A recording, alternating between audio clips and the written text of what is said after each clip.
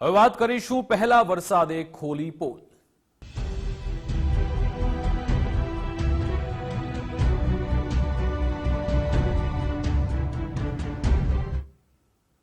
પંચમહાલમાં શહેરા અને ગ્રામ્ય વિસ્તારમાં આજે ધમાકેદાર વરસાદ વરસ્યો હતો। દિવસભર વાદળછાયા વાતાવરણ બાદ સમી સાંજે ધોધમાર વરસાદ આવ્યો।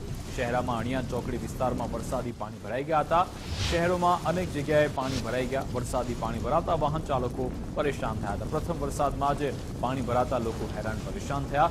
જો કે જે સ્થાનિક પ્રશાસન છે તેની કામગીરીની પોલ અહીંયા ખુલી ગઈ। તેમણે જે દાવા કર્યા હતા તે તમામ પોકળ સાબિત થયા છે।